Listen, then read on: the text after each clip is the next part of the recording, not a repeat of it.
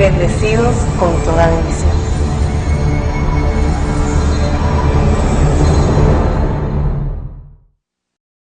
Saudações a todos os nossos filhos fiéis, esses bem-aventurados de limpo coração, que creram em mim para receber a vida eterna, e por isso viram a Deus.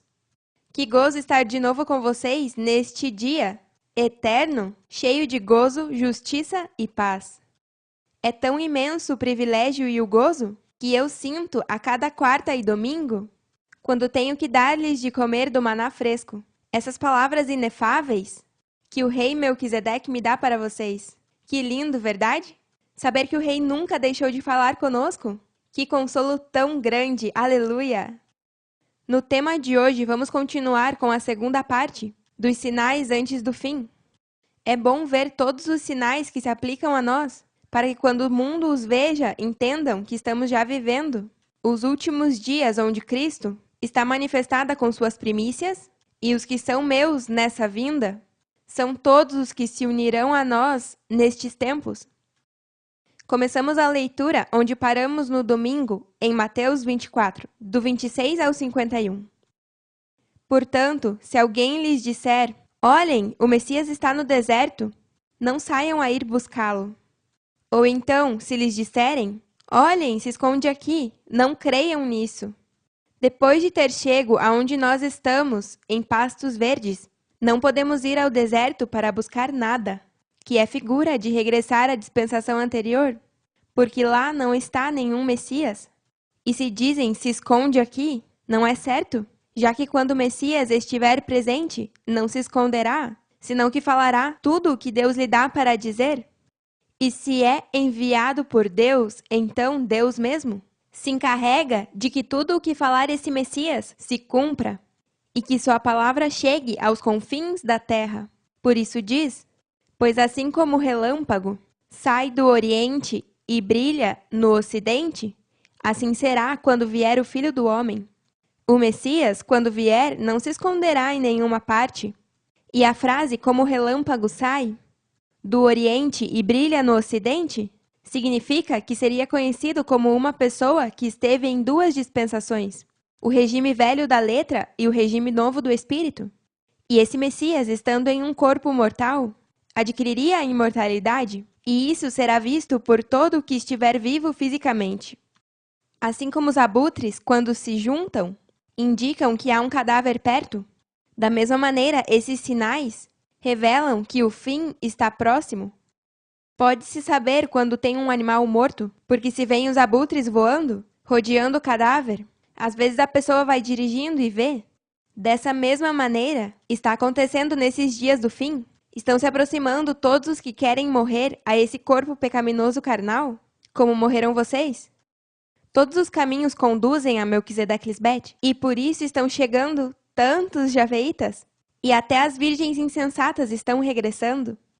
Sinal de que o fim deste corpo de morte para todo ser humano está próximo. Imediatamente depois da angústia desses dias, o sol se escurecerá, a lua não dará luz, as estrelas cairão do céu, e os poderes dos céus serão sacudidos. Foi imediato que vimos como para as virgens insensatas o sol se escureceu, e a lua não deu mais luz para eles, caíram algumas estrelas do céu, que é onde estavam e seus poderes foram sacudidos. Tudo isso foi por se apartarem de mim, a videira verdadeira, a que os subiu ao céu. As estrelas são vocês. Por isso, quando Deus fez as estrelas, disse assim em Gênesis 1, do 14 ao 28.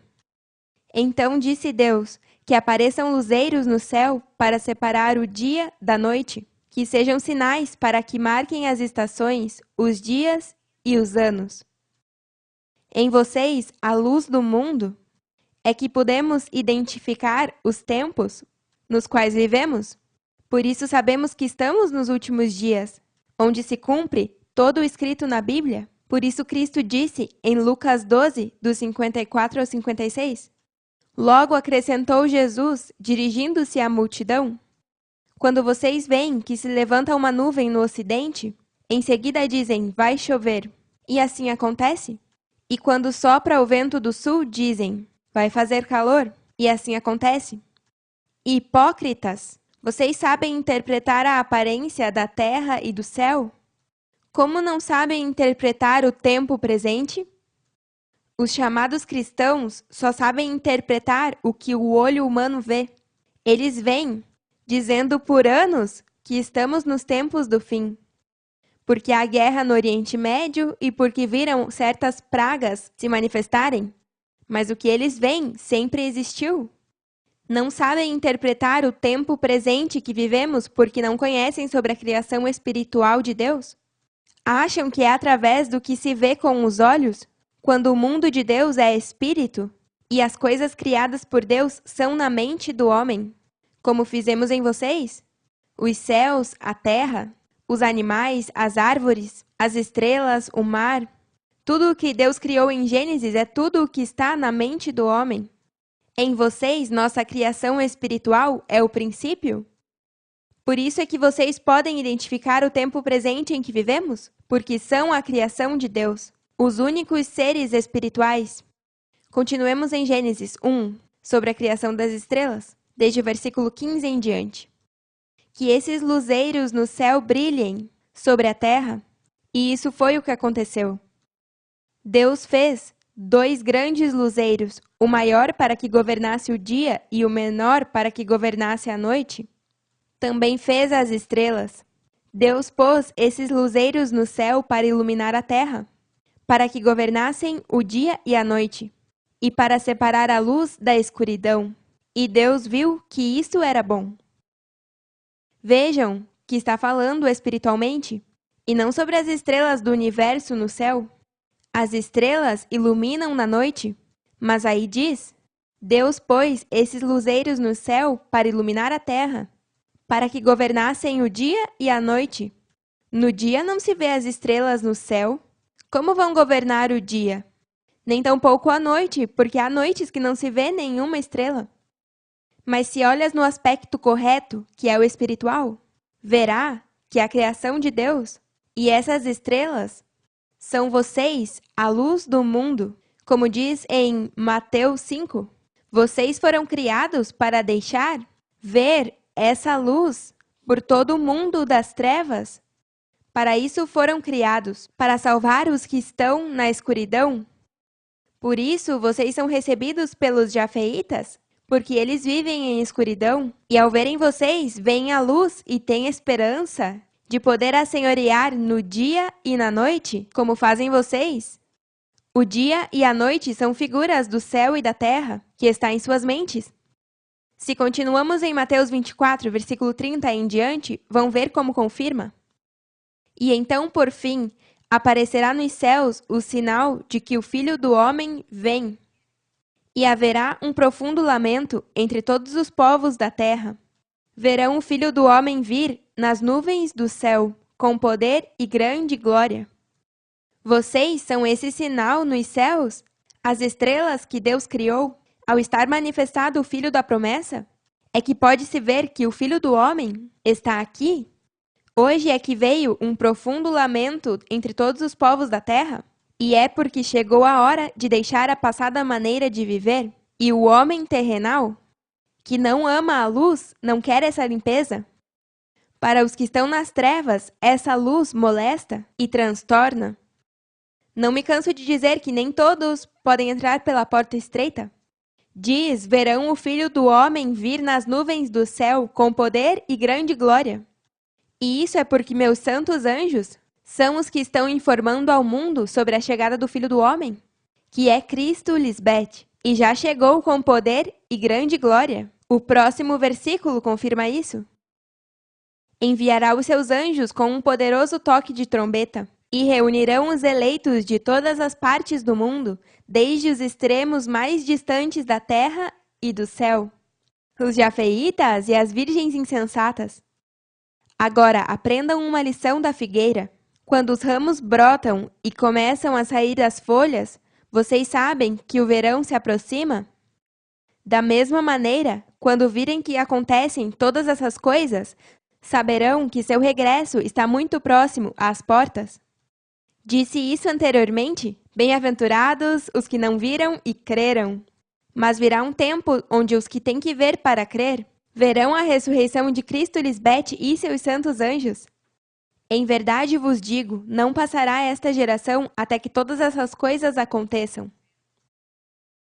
Prova de que a Bíblia foi escrita para os últimos tempos, já que nada disso aconteceu há 2000 anos. O céu e a terra desaparecerão, mas minhas palavras jamais desaparecerão.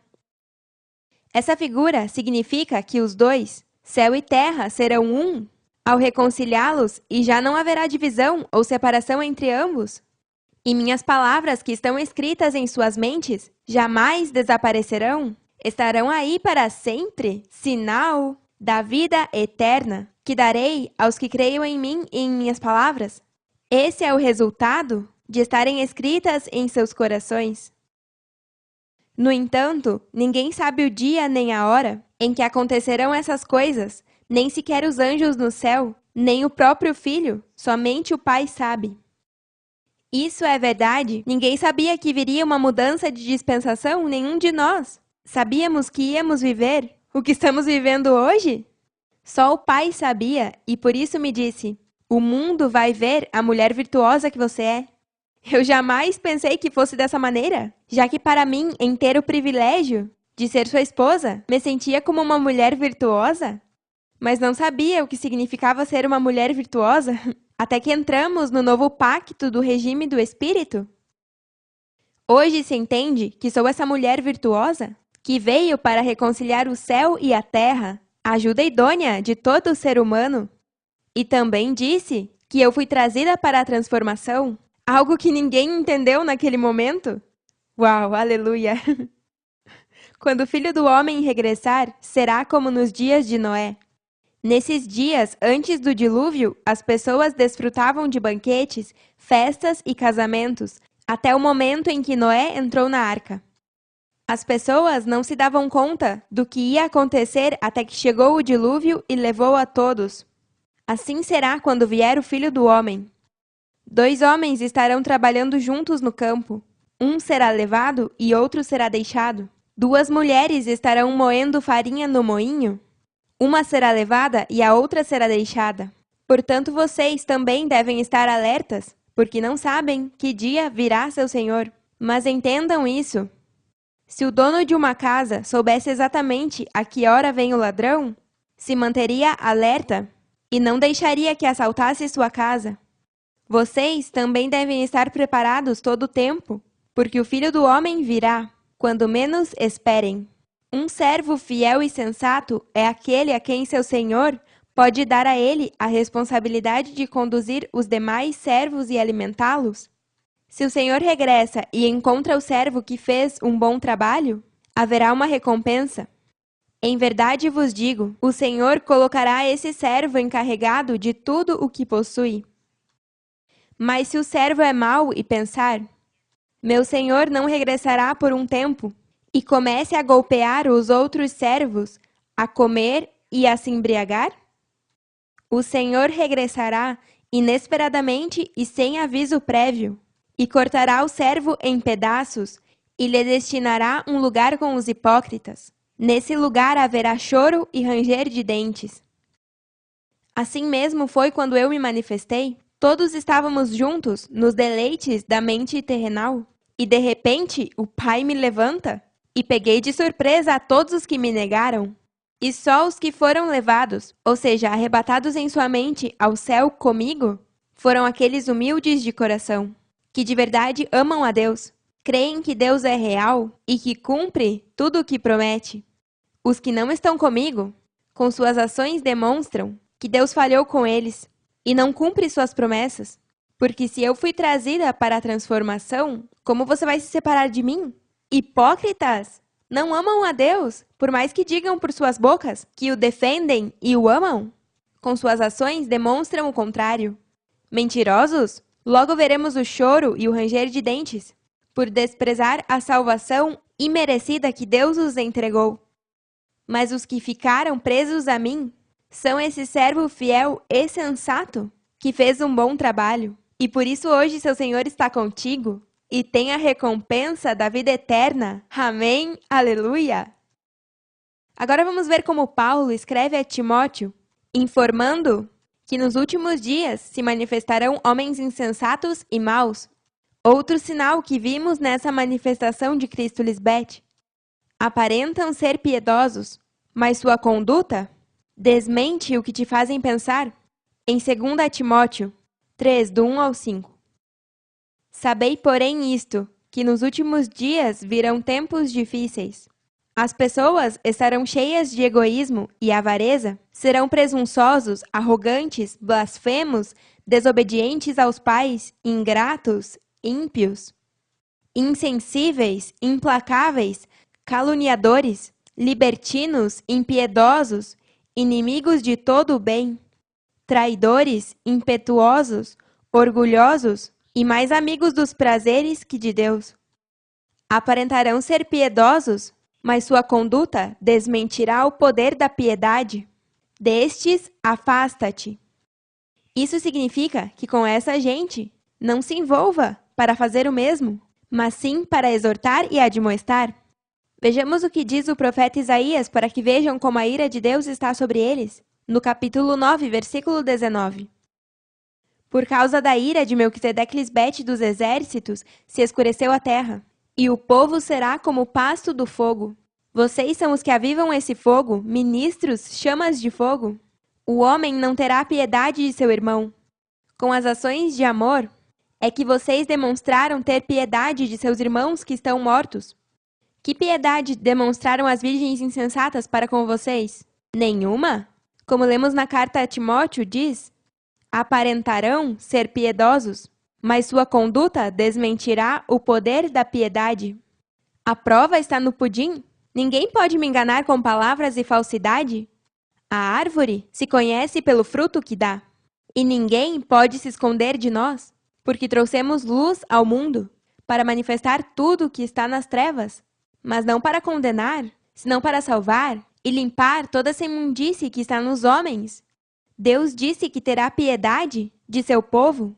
Veja o que diz o profeta Isaías no capítulo 14, versículo 1. Em verdade, o Senhor terá compaixão de Jacó e escolherá novamente a Israel. Os assentará em sua própria terra. Os estrangeiros se juntarão com eles e se unirão aos descendentes de Jacó. Essa figura se cumpre hoje, onde vimos pessoas que nunca estiveram nesse reino chegar de longe, se uniram à nossa família e hoje em dia são filhos de Deus. O Senhor terá compaixão. Na manifestação de Deus na terra hoje, é que vimos essa compaixão com seu povo. A frase, mas sua conduta desmentirá o poder da piedade? Nos perguntamos, e qual é o poder da piedade? A mensagem que recebem hoje de mim é o mistério da piedade revelado? Vejamos o que diz em 1 Timóteo 3,16. E, indiscutivelmente, grande é o mistério da piedade. Deus foi manifestado em carne, justificado em espírito, visto dos anjos, pregado aos gentios, crido no mundo, recebido acima na glória. Deus teve piedade de seu povo e se manifestou em carne para poder salvá-los. E hoje é que essa piedade é uma realidade? Você sabe o que significa isso? Ter a Deus ao teu lado em carne para te salvar? E que seja desprezado porque os homens são tão duros e incrédulos? Com razão estão debaixo da ira de Deus. Não são de humilde coração. Não sabem que Deus faz como quer e prova os homens, para ver quem é manso e humilde, para fazer morada nele? Deus te dá tempo para que se arrume e te manda ajuda, mas quando chegar o momento onde em seu justo juízo vê que não há conserto para ti, se manifestará a ira. Sim, porque há pessoas que são tão duras que não há maneira de suavizá-los. Ainda que estejam passando coisas muito más, não dão o braço a torcer e por isso estão condenados. Que pena escutar de pessoas que não querem saber de mim. Mas eu já enviei meus anjos para salvá-los. Não vamos tirar as luvas, porque o amor é assim, e essa luva é o amor de Deus, que não é vencido, senão que vence tudo. Aleluia! Ainda que não me queiram, eu sei o que é que há neles, e me rechaçam, porque têm suas cabeças danificadas por causa do homem terrenal. Mas se chegam a me conhecer, eu sei que vão me amar, porque sou sua mãe e sua amiga. Eu estou os esperando. Ainda há tempo. Eu sou de fé e espero com paciência. Escrito está que regressarão a mim. O que eu não quero é que sofram mais, mas se sofrer é o que tem que passar para chegar a mim, então me gozo que esteja sofrendo, porque se é uma ovelha justa, logo reconhecerá seu erro e dará frutos dignos de arrependimento. Regressarás. Amém. Podem dizer com convicção que o que aprenderam nessa nova dispensação veio por parte de Deus mesmo, Melquisedeque Lisbete. E essa sabedoria é o que é necessário para a salvação, porque é mediante a fé no Messias, o ungido por Deus, Cristo Lisbete. Vocês estão sendo inteiramente capacitados para toda boa obra, porque só assim é que poderão ajudar aos demais. Como acham que alguém que anda na imundície e obras más vai ser enviado por Deus para ajudar alguém? Ele necessita ser ajudado. Ninguém mais no mundo está sendo ensinado pelo Espírito, que é o próprio Cristo, e por isso não são capazes de ir salvar o mundo. Se eu estou manifestada, é porque Deus Pai me enviou por amor a vocês. Eu digo a todo aquele que me julgou injustamente, sem me conhecer, está julgando a Deus mesmo, e estou te advertindo. Você que pensa tão mal de mim, por favor, entenda que eu sou enviada por Deus. Eu não posso fazer nada por minha própria conta. Julgo só segundo o que ouço e meu juízo é justo, pois não busco fazer minha própria vontade, senão cumprir a vontade do que me enviou. E não vou parar até cumprir o que ele me peça.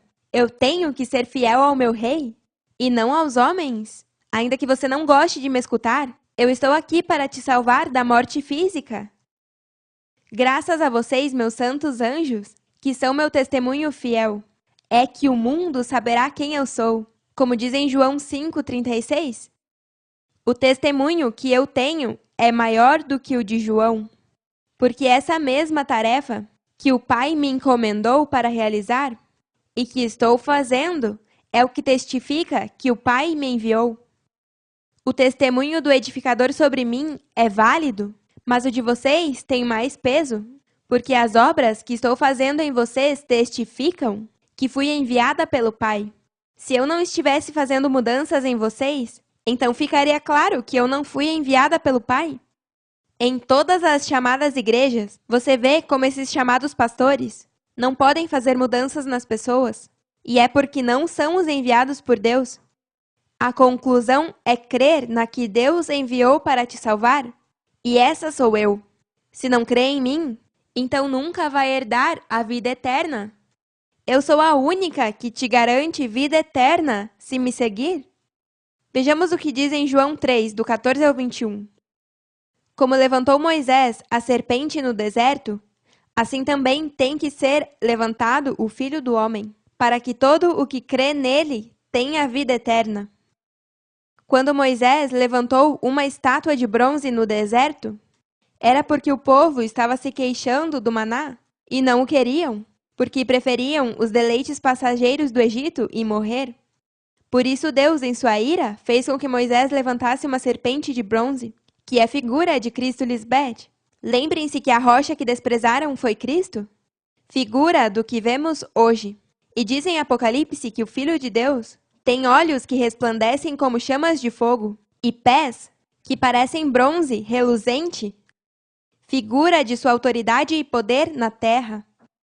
Eu fui levantada para que todo o que crer em mim tenha vida eterna. Isso não é brincadeira? Eu não estou brincando com as emoções e a vida das pessoas. Deus Pai Melquisedeque está comigo e Ele me diz tudo o que tenho que dizer. O Pai decretou que só através de mim se alcança viver eternamente, e por isso quero que creia em mim e em minha palavra. Deus não pode ser burlado e tudo o que sai por minha boca se cumpre, para que todo mundo veja que só nesse lugar vive o Todo-Poderoso. Porque Deus amou tanto ao mundo que deu o seu Filho unigênito, para que todo aquele que nele crê não se perca, mas tenha a vida eterna. Para a nova audiência, Deus tem uma esposa unigênita e tem muitos filhos, não um filho unigênito. Isso está escrito assim, para que o Espírito de Deus seja quem o revele para os que amam a verdade de Deus. Deus não enviou sua esposa ao mundo para condenar ao mundo, mas para salvá-lo por meio dela. Quem crê nela não é condenado, mas quem não crê já está condenado, por não haver crido no nome da esposa unigênita de Deus. Quando diz já está condenado, e não que estará condenado, é porque chegam a mim vazios, sem espírito, e se não me recebem, seguem vazios e morrem. Essa é a condenação do homem, a morte física, e a salvação é a vida eterna. E esta é a condenação, que a luz veio ao mundo, mas a humanidade preferiu as trevas do que a luz, porque suas obras eram perversas. Pois todos que fazem o mal odeiam a luz e não se aproximam dela por temor de que suas obras sejam manifestadas. Mas quem pratica a verdade se aproxima da luz para que se veja claramente que suas obras são feitas em obediência a Deus. Aleluia! Que temos esse evangelho eterno, que nos leva a entender o propósito de tudo o que acontece em nossas vidas. Os que não se aproximam de nós são amadores das trevas. Eles já estão condenados. Mas os que sim se aproximam são aqueles que estão cansados de sofrer e querem uma mudança em suas vidas para poder agradar a Deus de verdade. E para agradar a Deus, é com obras dignas de imitar. Amém! Vamos terminar com esse último sinal, que demonstra como o que semeia e o que colhe desfrutam da colheita juntos. Em João 4, do 35 ao 36. Não dizem vocês, ainda faltam 4 meses para a colheita? Eu lhes digo, abram os olhos e vejam os campos semeados. A colheita já está madura. O que colhe já recebeu seu salário e recolhe o fruto para a vida eterna. Agora, tanto o que semeia como o que colhe se alegram juntos.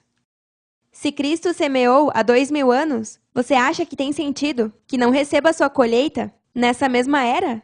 Se aí diz que o que semeia e colhe se alegram juntos, querem dizer que estão juntos no mesmo tempo de seu trabalho? Hoje, o que semeamos, colhemos e desfrutamos juntos da colheita? Dirão ao mundo que vocês semearam e estão desfrutando juntamente com o que colhe? O mesmo vai para eles, poderão se gozar da colheita, os que colhem com os que semeiam. Esses são outros muitos sinais que demonstram que Deus já está na terra semeando e desfrutando de sua colheita. Este é um sinal muito grande, no qual hoje se cumpre que os que semeiam e os que colhem estão juntamente desfrutando de sua colheita, que é o fruto para a vida eterna. Se não está com Cristo, Lisbeth, jamais vai conhecer o que precisa para agradar a Deus e colher para a vida eterna. Amém? Aleluia! Os amamos eternamente e nos vemos em breve.